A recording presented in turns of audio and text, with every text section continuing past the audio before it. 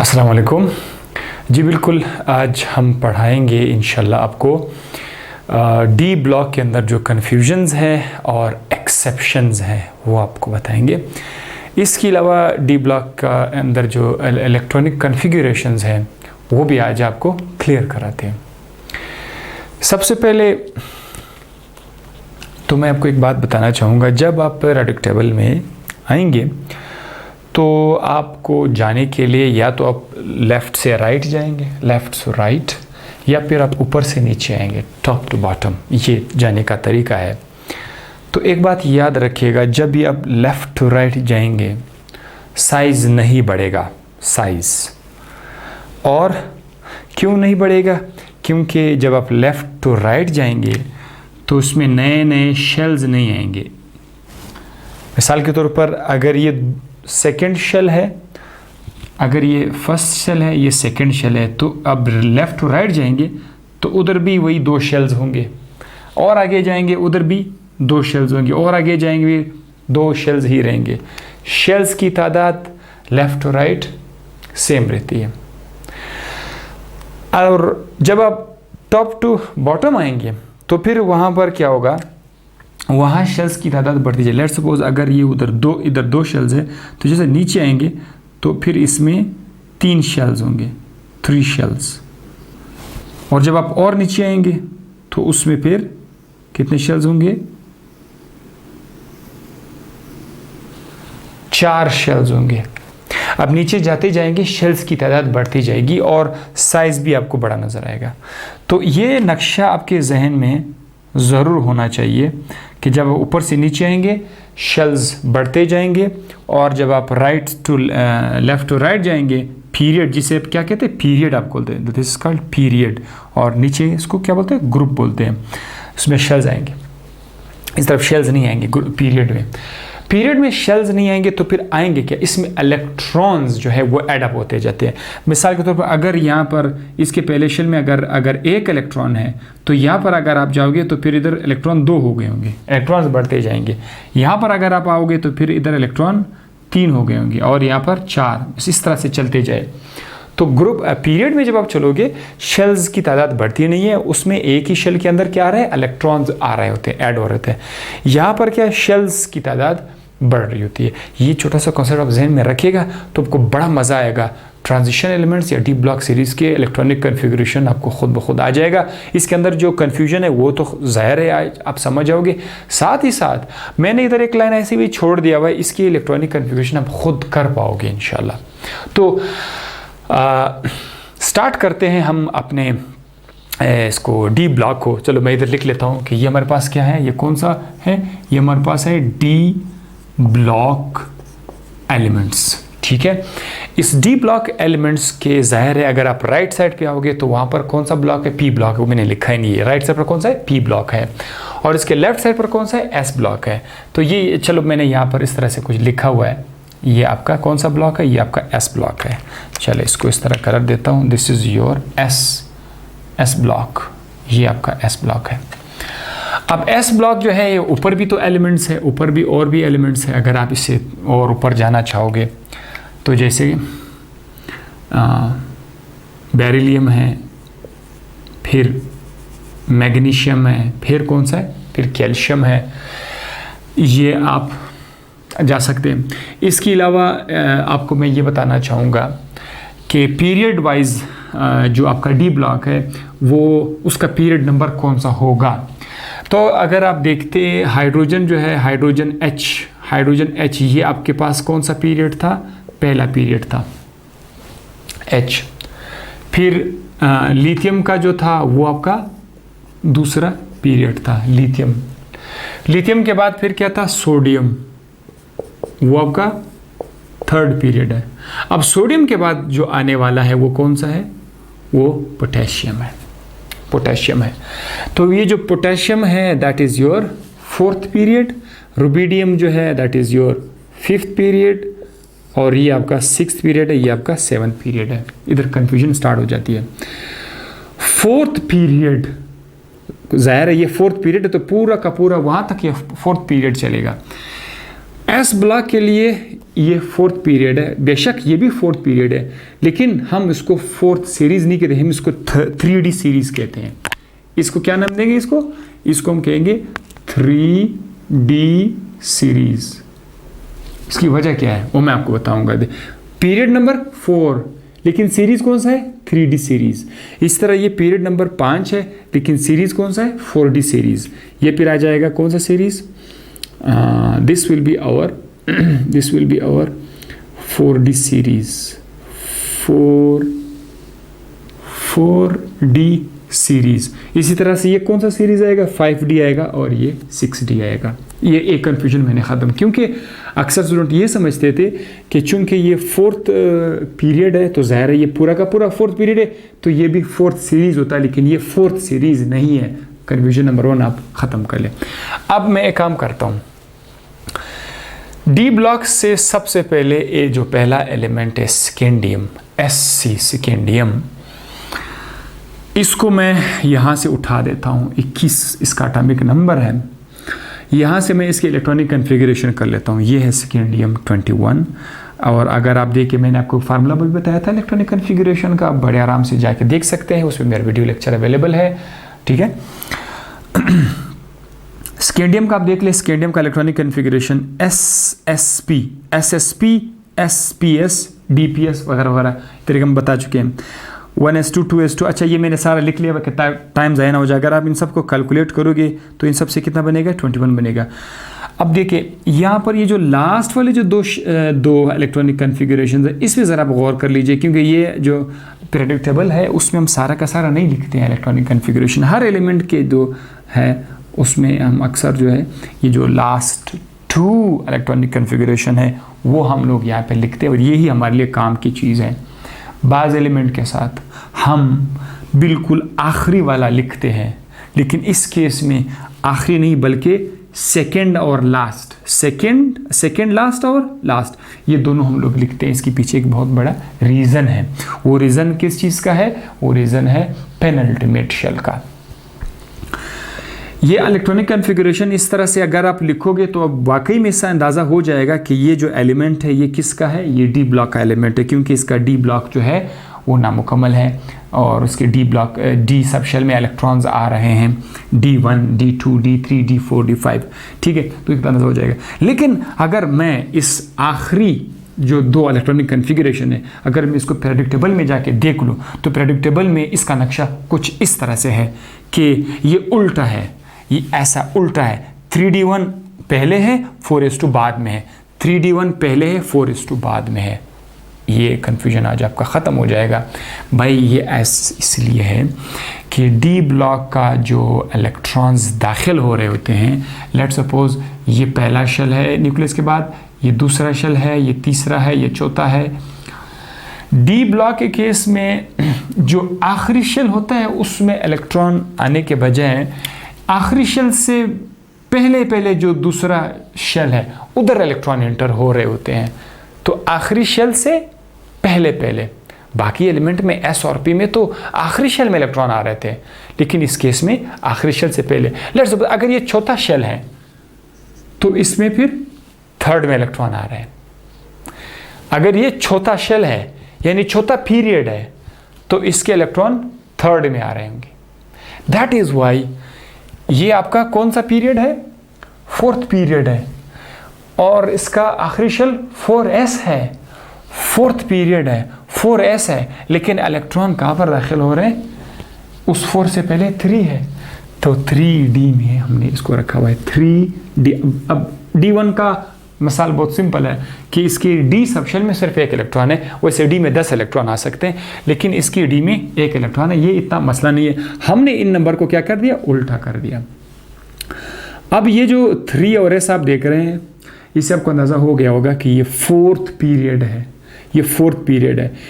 और पीरियड में आपने क्या देखा कि शेल्स की तादाद बढ़ती नहीं है, तो ये 4 4 4 ये चलता रहेगा। अब आपके लिए जादू आ गया, आप जो है ये 3 4 3 4 3 4 3 4 सब में आप लिख सकते हैं, बड़े आराम से आप इसमें लिख सकते हैं, क्योंकि आपको पता चल गया है 3 and 4 3 and 4 3 and 4, 3 and 4, 3 and 4, 3 and 4, 3 and 4.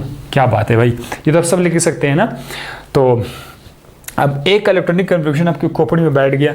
3D1 4s2 ये आपके पास आ गया. मैंने ये एक बात और भी बताई थी कि इलेक्ट्रॉन्स इसमें दाखिल हो रहे होंगे. शेल्स अगर बढ़ नहीं रहे हैं तो इलेक्ट्रॉन्स अगर 2 है तो 3 है तो 4 है तो 5 है, इस तरह से.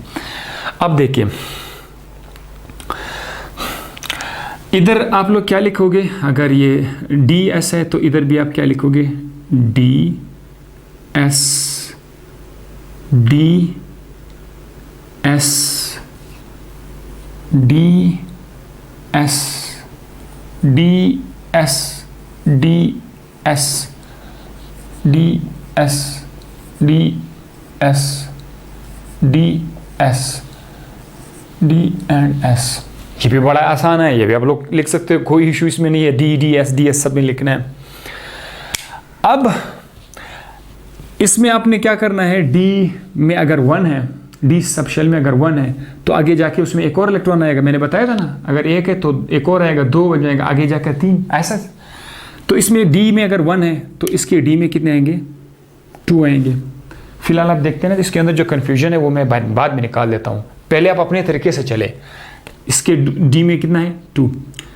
रही बात S की, S एक इसका जो है वो तो कंप्लीट होना चाहिए, S2 होना चाहिए. सब में S2 कर देते हैं, सब में S2 कर देते हैं. लेकिन D को आप बढ़ाते जाए, D1, D2 ये हो जाएगा, D3 ये हो जाएगा, D4 4s2 ये हो जाएगा, D5 4s2 ये हो जाएगा, D6 4s2 ये हो जाएगा, D7 4s2 ये हो जाएगा, D8 4s2 ये हो जाएगा, D9 4s2 ये हो जाएगा, D10 4s2.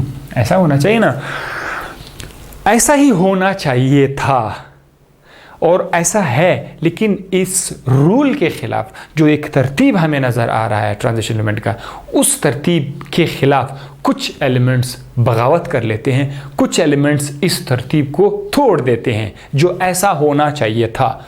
मतलब अगर एग्ज़ाम में मेरे पास आ जाता कि आप 3D सीरीज़ का या 4th पीरियड का इलेक्ट्रॉनिक कन्फिगरेशन लिख दे तो हम बड़े आराम से इस एक को याद करके सबका इलेक्ट्रॉनिक कन्फिगरेशन लिख लेते थे. लेकिन इसमें एक्सेप्शन है, और जहाँ जहाँ एक्सेप्शन है उधर मैंने क्या लगाया हुआ, उधर मैंने स्टार लगाया हुआ है. अब मैं बताता हूँ. अगर आप क्रोमियम की तरफ आएंगे तो क्रोमियम का होना चाहिए था 3D4 4s2, लेकिन ऐसा नहीं है. बात कुछ इस तरह है कि क्रोमियम के केस में एस सब शेल से एक इलेक्ट्रॉन जो है वो इधर आ जाता है, एक इलेक्ट्रॉन इधर आ जाता है, जिसकी वजह से ये जो ऐसा ये 1 हो जाएगा और D4 5 हो जाएगा. तो ऊपर अगर आप देख रहे हैं, यहाँ पर जो आप देख रहे हैं ये इसकी ओरिजिनल इलेक्ट्रॉनिक कन्फिगरेशन है. तो 3D4 के बजाय 3D4 4s2 के बजाय 3D5 4s1 हो गया. लिहाजा ये वाला इलेक्ट्रॉनिक कन्फिगरेशन आपको नज़र नहीं आएगा. सो ये एक कन्फ्यूजन थी. ठीक है, वो तरतीब ख़त्म हुआ. 3D3 के बाद 3D4 आना चाहिए, लेकिन अब ये 3D5 हुआ, यानी इसने 3D4 को गायब कर दिया, 3D4 नज़र नहीं आया. अच्छा, अब बाकी ये उसी तरतीब से चल रहा है, इसने कुछ भी नहीं तोड़ा है, ये अपने तरतीब से जा रहा है. D1, D2, D3, इधर D4 होना चाहिए था, तो अब ये अपने तरतीब से जा रहा है D5. उसने तो कर दिया D5, लेकिन इसका अपने तरतीब से D5 आ रहा है. D5 4s2, D6 4s2, D7 4s2, D8 4s2. Okay fine. यहाँ पर फिर से मैंने स्टार लगाया हुआ है. यहाँ पर आना चाहिए था 3D9 4s2. फिर से वही चोरी वाला गेम है. S सब शेल से एक इलेक्ट्रॉन यहाँ से शिफ्ट होगा 3D में, तो ये 3D9 को क्या कर देगा, 3D10 कर देगा और वो हो जाएगा 4s1. लिहाजा ये मैं फिर से मिटाने जा रहा हूँ. ये वाला इलेक्ट्रॉनिक कन्फिगरेशन आपको नज़र नहीं आएगा. 3D10 4s1 आपको नज़र आया. तो यहाँ पर जो हमें नज़र नहीं आया वो था 3D9. 3D9 हमें नज़र नहीं आया, 3D9 नज़र नहीं आया और 3D3 नज़र नहीं आया, 3D4 नज़र नहीं आया। बाकी जिंक चलो वही तरतीब से जा रहा है, 3D10 और 4s2 वो बिल्कुल ठीक है, वो अपनी तरतीब से जा रहा है जैसे हमने लिखा था।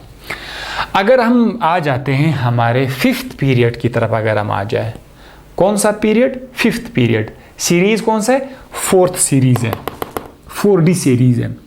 ये कहाँ से स्टार्ट? तो विट्रियम से स्टार्ट होता है, वाई विट्रियम 39, विट्रियम 39 से ये स्टार्ट हो रहा है।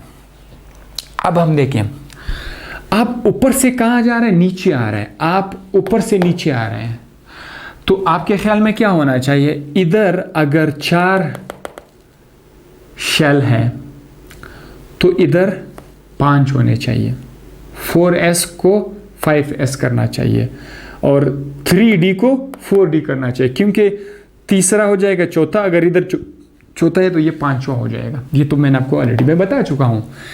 तो ये नंबर आप देखो 3D से 4D हो गया और 4s से 5s हो गया।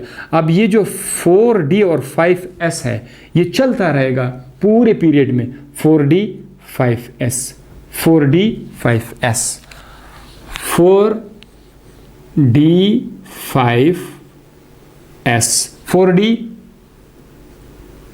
5s, 4D 5s, 4D 5s, 4D 5s, 4D 5s, 4D 5s, 4D 5s, ये ऐसा ही होना चाहिए। अब आप परेशान होना, बाकी आप लोग खुद ही करोगे इंशाल्लाह, ठीक है। इसमें अब हम आ जाते हैं इसके इलेक्ट्रॉनिक कन्फिगरेशन की तरफ। अगर आप विट्रियम ले लेते हैं, इसका अगर आप कंप्लीट इलेक्ट्रॉनिक कन्फिगरेशन 39 के हिसाब से करेंगे तो 39 के हिसाब से SSP, SPS, DPS, D ऐसा ही चलेगा ना। इनके इलेक्ट्रॉन्स की तादाद अगर आप फाइंड करोगे तो 39 आ जाएगा। अब आखिरी जो इलेक्ट्रॉनिक कन्फिगरेशन इसकी अगर इस पर गौर करेंगे तो 5s2 4d1 आ जाएगा। इस 5s2 4d1 से हम अंदाज़ा कर सकते हैं बड़े आराम से कि इसका आखिरी शेल जो है, इसका जो इलेक्ट्रॉन है वो दाखिल हो रहा है D में, तो इसका मतलब ये है कि ये D ब्लॉक का एलिमेंट है। इससे तो पता चल गया। अब हम क्या करते हैं, बिकॉज वही पेनल्टीमेट वाली जो बात है कि आखिरी शेल से पहला जो शेल है उसके अंदर इलेक्ट्रॉन आ रहा है, तो हम क्या करेंगे, आखिरी शेल से पहला जो है ये आपका आखिरी शेल है, तो इलेक्ट्रॉन इधर आ रहा है, ठीक है। ये जब प्रेडिक्टेबल में लिखेंगे तो उसको क्या करेंगे, उल्टा करके ले लिखेंगे। 5s2 4d1 के बजाय 4d1 पहले लिखेंगे, 5s2 बाद में लिखेंगे। तो ये देखो 4d1 पहले लिखा, 5s2 बाद में लिखा, बस इतना सा। यार आपने सिर्फ विट्रियम का इलेक्ट्रॉनिक कन्फिगरेशन लिखा, उसका आखिर वाला उल्टा करके पेस्ट कर दिया, आगे आपकी अपना तरतीब से आप जाओगे तो हर एक के इलेक्ट्रॉनिक कन्फिगरेशन को लिखने की ज़रूरत ही नहीं है। आप तरतीब से जो तरतीब पकड़ो ज़रा। अगर इसमें अब आप देखो लेफ़्ट राइट जाएंगे तो शेल्स की तादाद इजाफा नहीं होगा, सिर्फ इलेक्ट्रॉन्स आ रहेंगे। अगर ये D1 है इसको छेड़ना नहीं फ़िलहाल। अगर ये D1 है या फिर S सेम रहेगा, इधर D2 हो जाएगा, यानी D सब शेल में एक और इलेक्ट्रॉन आएगा D2, तो इधर क्या आएगा, इधर आएगा। अगर इधर D2 है तो फिर इधर आएगा D3। अगर इधर D3 है तो इधर क्या आ जाएगा, D4। इधर क्या आ जाएगा, D5। इधर क्या आ जाएगा, D6। अब फिलहाल इसको मत देखो, ठीक है, क्योंकि मेरे स्टार लगाया हुआ है। इधर क्या आ जाएगा, D7। इधर क्या आ जाएगा, D9, D8, D1, D2, D3, D4, D5, D6, इधर आ जाएगा D7, इधर आ जाएगा D7, इधर आ जाएगा D1, D2, D3, इधर आ जाएगा D4, इधर आना चाहिए D4, इधर आना चाहिए D5, इधर आना चाहिए D6, इधर D7, इधर आ जाना चाहिए D8, इधर आना चाहिए D9 और इधर आना चाहिए D10, ठीक है। लेकिन अगर आप देखें तो सबसे पहले यहाँ पर मसला क्या आ रहा है, यहाँ पर मसला ये आ रहा है कि इसको 3D3 के बजाय यहाँ से 5s2 से एक इलेक्ट्रॉन जो है वो इसके पास आ जाएगा, तो ये हो जाएगा क्या, 5s1 ही रहेगा और ये 3 के बजाय 4 हो जाएगा। तो आप यहाँ पर देख सकते हैं कि 3 को हमने हड़प कर दिया, D1 है, D2 है, D3 को हमने हड़प कर दिया, D3 नहीं है, D4 है। वजह क्या है, D4 असल में D3 था, इसने S से एक इलेक्ट्रॉन ले लिया, S2 S1 हो गया, अब ये 4 हो गया, तो 4D4 5s1 इधर एक हड़प हो गया, ठीक है, 4D4। अब अगर आप यहाँ पर आ जाएंगे, यहाँ पर फिर क्या केस है, यहाँ पर हकीकत में D1, D2, D3, D4 तो आना चाहिए था ना, इधर तो D4 ही आना चाहिए, तरतीब से D1, D2, D3, D4 आना चाहिए। इस D4 ने S2 से एक इलेक्ट्रॉन ले लिया, तो अब ये भी क्या हो गया हमारे पास, ये D5 हो गया, ठीक है। तो इसके लिए फिर मैंने क्या किया, ये लगा लिया, आपका स्टार पॉइंट मैंने लगा लिया। स्टार मैंने इसलिए लगाया क्योंकि इसको D1, D2 के हिसाब से D3 इसको D4 आना चाहिए था, लेकिन ये D5 हो गया क्योंकि इसने S से भी एक इलेक्ट्रॉन, अब 5s1 आप देख सकते हैं, बात बहुत क्लियर है कि ये इसने अपने इलेक्ट्रॉन यहाँ से ले दे। तो नियोबियम जो है, नियोबियम और मोलिब्डेनम, नियोबियम मोलिब्डेनम, ये जो दो है ये यहाँ पर गड़बड़ कर रहे हैं। फिर टेक्नीटियम है, टेक्नीटम मैंगनीज टेक्नीटम, इसमें बिल्कुल नॉर्मल चल रहा है, आप बिल्कुल उसको नॉर्मल जो है जाके चलाए, 4D5 जैसे कि मैंने कहा था, वैसे भी इसको D5 होना चाहिए, तो 4D5 5s2, this is fine. इधर भी कुछ खास नहीं है, स्टार पॉइंट नहीं है, तो 4D5 के बाद 4D6 5s2, 4D, इधर मैंने फिर स्टार लिखा हुआ है। क्यों मैंने स्टार लिखा हुआ, क्योंकि इधर 4D7 आना चाहिए था, लेकिन फिर से वो 8 हुआ क्योंकि उसने S2 से एक इलेक्ट्रॉन ले लिया है, तो ये S1 आ गया, 4D8। अब यहाँ पर फिर मसला है क्योंकि इसने क्या किया हुआ है, ये वाला जो एलिमेंट है ये 4D8 ही था, लेकिन इस केस में क्या है कि S सब शेल के अंदर 2 के 2 इलेक्ट्रॉन वो यहाँ पर आ चुके हैं, पैलेडियम के पास आ चुके हैं, निकल है, पैलेडियम है, तो ये 4D10 हुआ। ये बड़ा स्पेशल एलिमेंट है, इस एतबार से स्पेशल है कि इसका जो S सब शेल है वो बिल्कुल ज़ीरो है। ये शायद MCQs में आ भी जाए कि D सीरीज़ में वो कौन सा एलिमेंट है जिसका S बिल्कुल ज़ीरो है। हालांकि हमने S2 देखा, S1 भी देखा, लेकिन S0 हमने नहीं देखा था, ये S0 है, तो ये मेरे लिए बड़ा स्पेशल है। पैलेडियम के इसका जो है D में तो 10 है, लेकिन S में 0 है। लेकिन यहाँ पर अगर आप इसके आ जाओ सिल्वर की तरफ आ जाओगे तो सिल्वर में 4D10 है, ठीक है, हालांकि इसको 4D9 आना चाहिए था, लेकिन ये 4D10 है। अच्छा, इस केस में इसने क्या किया हुआ है, इसके S सब शेल से एक इलेक्ट्रॉन ले लिया हुआ है, तो अब ये क्या बना, 4D10। 9 होना चाहिए था, एक और ले लिया, तो ये 4D10 हो गया। ये तो वैसे भी 4D10 होना था, इसने तरतीब के एतबार से है, इस पर मैंने स्टार नहीं लिखा हुआ है, इसको तो वैसे भी 4D10 होना था, तो 4D10 5s2 इसमें कोई ख़ास इशू नहीं है। तो ये आगे आपका ये वाला सीरीज़। अब आपकी बारी है, मेरी बारी ख़त्म हो गई, ठीक है। अब आपने करना क्या है कि आपने यहाँ से स्टार्ट करना है। एक बात आप ज़रा गौर कर लीजिएगा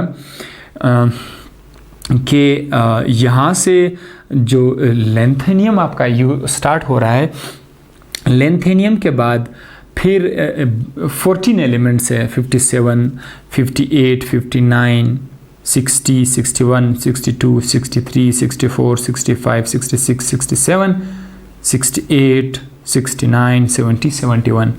तो 71 तक जो एलिमेंट्स इसके बाद आएंगे वो सारे इस एक कमरे के अंदर हमने छुपा के रखे हुए हैं, 71। उसके बाद आपका 72 स्टार्ट होगा। ये बहुत बड़ी कन्फ्यूजन है हमारे स्टूडेंट्स के लिए, मैंने कहा कन्फ्यूजन। और यार 57 के बाद 72 स्टार्ट हुआ, हालांकि तरतीब बड़ा ज़बरदस्त जा रहा है। 39 के बाद 40 ही आएगा, मतलब ये इसका 40 एटॉमिक नंबर है, इसका 41 है, इसका 42 है, इसका 43, 40, बड़ा आराम से चलते जाइए। ये क्या मजाक है, 57 के बाद एकदम से 72 है, क्योंकि 57 के बाद 14 एलिमेंट्स है, वो इसके बाद फ़ौरन लिखे हुए इसी के अंदर है, हमने इसको शो नहीं किया, वो F ब्लॉक है, ज़रा सा F ब्लॉक है। अच्छा जनाब, इसी तरह एक्टिनियम एटिनियम के बाद भी 14 एलिमेंट्स हैं, वो भी इधर छुपे हुए हैं, तो वो भी ख़त्म हो जाएंगे, तो फिर ये रदरफोर्डियम स्टार्ट होगा, ठीक है। ये हाफनियम है, दिस इज योर हाफनियम, और ये रदरफोर्डियम है, नाम आप लोग याद रखिए यार। ये 72 है, पर ये 73 है, फिर ये 74 है। आप चलते जाइए, एक बार आप खोल के देखो, तरतीब आपके जहन में आ गया। मुझे पक्का यकीन है कि इधर आपको पता चल जाएगा कि यहाँ पर आप क्या लगाओगे। ऊपर देखे 3 से 4 اور یہ 4 سے 5 ہو گیا، تو یہ لینتھنیم کیا ہوگا، یہ اس کے ساتھ کیا ہوگا، اور اس کا ڈی اور ایس کا ہوگا کیا ہوگا۔ آپ ویڈیو پاؤز کریں، پہلے ویڈیو پاؤز کر لیں، خود کر لیں، کاغذ پہ لکھے، اب میں دیکھتا ہوں کہ آپ نے اس طرح کیا ہوگا کہ نہیں ہوگا۔ میرا خیال ہے کہ میرے اسٹوڈنٹس جو ہیں وہ ہوشیار ہیں، وہ سیکھ گئے ہوں گے، وہ اس 4D1 کو کیا کریں گے، 4 کو 5 کر دیں گے، ڈی کو ایس سچ 1 کر دیں گے، کیونکہ ادھر بھی D1 ہے، D1 ہے، D1 ہے، تو ٹھیک ہے، اور ساتھ ہی ساتھ یہ 5 کو کیا کر دیں گے، 6 کر دیں گے، 6S2 کر دیں گے، مجھے اتنا سا پکا یقین ہے۔